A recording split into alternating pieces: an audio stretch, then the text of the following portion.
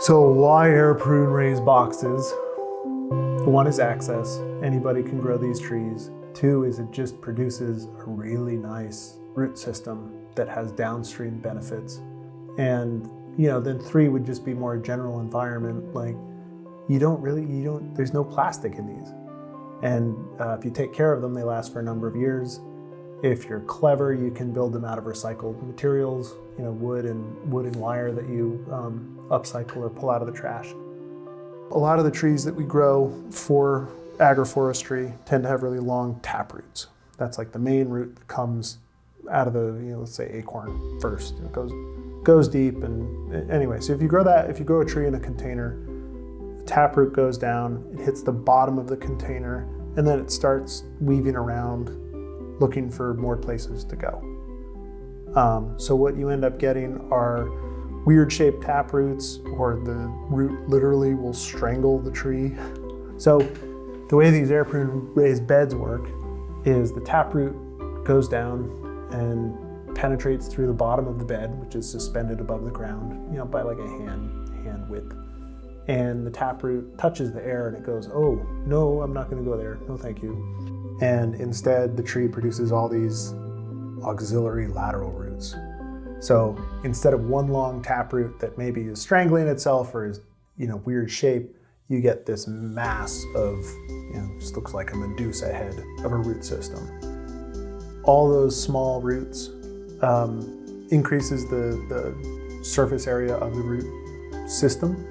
So you get better water absorption, you're more likely to get colonized by beneficial soil fungi. You get all these really great physiological benefits, which then translate into the tree establishing better when it goes out to transplant. There are a number of people who really started popularizing air prune raised beds, and Sean's one of them. So after talking with Sean a little bit, called him up and was like, hey man, can I bring one of my coworkers over to your house and we look at your air prune beds and film a video on how to build one? He was like, yeah. And so that's what we did. These are the Siberian peach. Yeah, this is 2 foot high. So they are now on average at least 2 feet tall above soil. If not, they'll be about 3 feet before they hit dormancy. It's a perfectly field ready tree in one growing season in this box. This is probably about 150 to 200. Okay. Similar. Some boxes have 200 to 300. So anywhere, depending on the species and your desire for how big they get, 50 to 300 trees per box is a reasonable, extreme average gamut. 100 is a reasonable, you can definitely do 100 per box of most any species. The less you have, obviously, the bigger and wider the tree can get. For us as a nursery that ships plants, I don't want 5 foot tall plants that are extremely branched. Right. So we plant them tighter than if you're a home grower where you want the biggest tree you can possibly get. You'd put in 30 to 50. These are all fruits and nuts. What about smaller seeded? I'm thinking poplar or mulberry, something like that, or any of this. Can you do smaller seeds in this context? Sure. And then cuttings too? Yeah, you technically can do anything, and you can grow carrots in here if that's what you want to do. To my mind, it's prime real estate. It takes a fair bit of effort to build these. I want to know if I'm going to use an air prune box, almost always, is it a tree or shrub that, if not protected, will get chewed up by rodents. They get first priority with air prune boxes. Gotcha. Mulberry, that isn't true, so I don't do them in there. Right. Is it a tap-rooted tree or shrub? They get higher priority for air prune boxes first. And mulberry and the poplar and rooted cuttings you can just do in the soil. So it's rodents love to eat them. They are tap-rooted. They are very high value. Having a shorter root system would make it easier to plant. Those Venn diagram overlaps are all air prune boxes, and we tend to use them up on those first. Cuttings go in rich soil somewhere else. Mulberries get sown in a nursery bed in the ground. But you could use this for whatever. It's just high value tap-rooted nuts. first.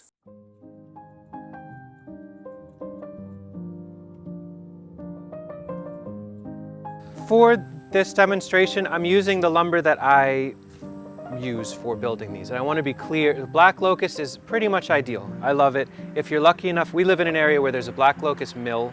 They have offcuts that are free or very, very low cost, and then secondary cuts. That's what this stuff is. That comes by roughly 8-foot lengths, and it's perfect for this. If you can't get black locust, which is really rot resistant and sturdy, you could do white oak, you could do hemlock, you could do larch, you could do sassafras. You can make these out of white pine or really inexpensive pine. It might just only last a few years, right. And then you recycle your parts. So the way we build this, you can take it all apart. When the locust rots in 60 years, we can take it apart and rebuild again. Grandkids can figure it out. Black locust is what we're using for this. And please take this as a place to begin in your own design with it. 2 feet by 4 feet is a nice baseline design if you have 2 people to work with. If you have 1 person, you might want a 1 foot by 2 foot box. But anyway, so for the very first course, we're using 2 pieces of 4-foot lumber. And these happen to be about 4 inches tall and about a little bit more than an inch thick. Okay. That's just what this is. And I like to make our 4-foot lengths exactly 4 feet long. And then to get to 2 feet, I've got these boards that have been cut a little bit shorter than 2 feet, so that in total, we've got 2 feet out of the deal. So it's 4 feet, 4 feet, and then these are 21.5. But your situation will vary depending on what you have. What matters is that all of the pieces you're going to work with, if you're getting scrap lumber, are an equivalent height. If you have stuff that's really, really high in some spots or really low in others, those gaps are where rodents are going to get in. So whatever way you do it, you want, like, that's not exactly right, but it's not too bad. Now for black locust, we need to pre-drill. So I'm just going to get a hole here. Very, very tough wood to work with, but you only have to do it once or twice a generation. So to assemble these, we use exterior grade screws. I like 2.5-inch star drive screws, but just some that, like, a good quality screw matters. And we'll send that in for the first one.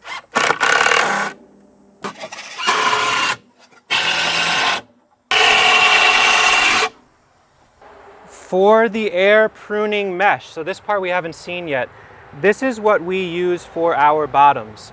And to speak to it for a split second, this happens to be 1-inch by 1/2-inch mesh, and it is a heavier gauge than normal hardware cloth. And whatever you're going to put on the bottom, it needs to be no wider than 1 inch. If it's any wider than that, mice can get in and you lose your whole crop guaranteed. So this is the biggest you can get away with. But a heavier gauge material mesh for the bottom means you can leave it in position for a few years before it starts to break down. And we append this to the bottom of the box with our battens, which are 1 on the end, 1 in the middle, and 1 on the other end. You want the middle one if you're going to do this because there's so much weight of soil, you need something to support it so it doesn't sag. And it's the same basic idea. We're just pre-drilling and then putting in nice quality exterior grade heavy duty screws. If you invest, 50% more in better quality screws and better quality lumber at the outset, you might get another like 4 or 5 years out of it before it starts to fail, and it pays for itself very quickly.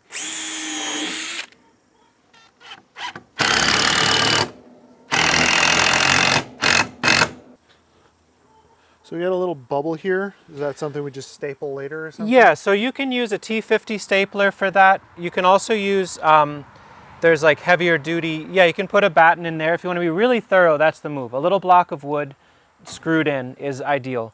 We'll hammer in sometimes little U staples, little ground staples that work well. This also isn't that bad. Sometimes when we set it up in the field, we'll just jam a rock in there. But this, if it really, really is droopy, that's where rodents can get in. So it's a good thing to be aware of that. Gotcha. A quick trick if you want to see, if you happen to have access, we did a trade where we got a bunch of roofing screws, or any screw that has a wide head, or you take pennies and drill holes through them, and there's 1-cent washers which work perfectly. But anything that has a washer can be used as well to like really cinch stuff down. Roofing screws, if you bought them fresh from a box store, would be your most expensive option. We traded for hundreds of pounds of those, so we have them. But that would last for decades probably, or 10, 15 years. And like you said, all of this can be disassembled when necessary. Yeah, this as a structure, if taken reasonable care of, should be good in a northern climate for like 10 to 15, 10 to 20 years. And that is your basic kind of heart of your air prune box. So wherever you set this up, you've got your railings on the bottom that help decouple from the ground. It's generally reasonable. So imagine we're setting this up on a driveway or out in a field, wherever. But another little layer of decoupling, because you imagine some stuff will fall through and you don't want it to bridge to the earth below. So I'm not going to put it on cinder blocks or make legs for it, but a little bit more is kind of nice. Whatever you want to do for however many risers, it's the same exact formula as the space. It's 4 foot and 4 foot, and then 2 foot minus the thickness of those boards. So for us, it's 21.5. Your mileage will vary. But basically, each riser is just simply 1, 2, 3, 4 screwed together, and they lay on top of each other. The cap is the same formula as well, and we'll do that one next. I like the riser system because it allows you, when you harvest the plants, to get down to the bottom without having to dig. And it's like more of a unit that you can move around. Okay, so if this is going to be your cap piece, so if this was a riser, we're done. We've got a riser. And you generally want to make a bunch of these. For each air prune box, 1 or 2 risers, if this is the lumber you're working with, is reasonable. Pretty clearly, this is reused hardware cloth. That's the beautiful thing about using galvanized material. This is 2 foot tall, and we need it to go around the whole cap. It's 2 feet by 4 feet by 2 feet by 4 feet. So that's 8, 10, about 12 feet. We make it 13 feet long. So you have a little overlap. A little overlap. Some old rusted metal cutters I got from the Amish that they're getting rid of. These are the battens that will hold the fencing material up against the sides of this. And pre-drilling this is an area where you can use slightly shorter screws. Really, really long screws will stick in. So this will come onto the side. It'll make sense in a moment. This is good, just good to know anyway. With pre-drilling locust, you've got to kind of like, I'll do one. Slow and steady. It's like you go in a little, you come away. You go a little, I go away. Go in, go away. Wow. You can't get it all in one bite. Let me get one screw in, which will help.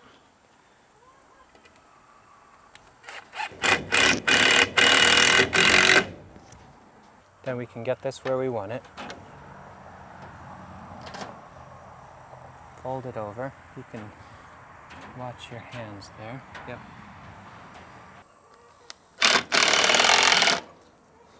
So this top part is floppy. You can either simply fold it over. If that's what you want to do, use pliers and gloves if you're reasonable. And you can, this is a little bit rough here, and that's fine. What we want to do, so if you want to be really, really thorough, you could do the same batten system on these sides here. I'm going to simply put in some of those roofing screws or small screws with washers. It might seem obsessive to say, oh my gosh, but who cares the size that? You really do want to go for pretty much like nobody's getting in. Well, it only takes one mouse. Yeah, one mouse, and they tend to like to live in the space as well, and then they really eat everything. You've got now these handles that keep your hands away from the hardware cloth, and it should fit on your box decently well. Look at that. I'm satisfied with that. Because the riser, or because the lid has some thickness to it as well, when you initially fill your box, you can generally fill up into the cap a little bit as well. It'll settle down, but it's basically like a holder for extra material while when you first fill it with your compost or your aged wood chips, your rotted leaves, whatever it's going to be. We could be done here if our only concern was rabbit and deer. This would keep them out for the whole season. If we're concerned, we've got hazelnuts, hickory, chestnut, oak, and we are wondering about voles and mice and chipmunks and squirrels, we want a cap for our lid system, and we'll make that next. Our system here for our cage, our cap on this, this stock is 2 foot tall, and I wouldn't recommend going any higher than that, or I also wouldn't recommend going much lower, because you want to be able to reach in, but you want trees to be able to get a fair bit of height before the final cap has to come out. If you can find it, 3 foot tall 1/2 inch hardware cloth makes a really beautiful final cap. You just need to cut it a little longer than the length of this. So this is 4 feet, so we'll make it about 4'6", or 4'8", give or take. And then you'll realize in a moment why we want it to go a little wider this way. We can fold it over, and so then we have a cap that actually gets really like positive purchase over the whole thing. So let's cut this to about 4'6".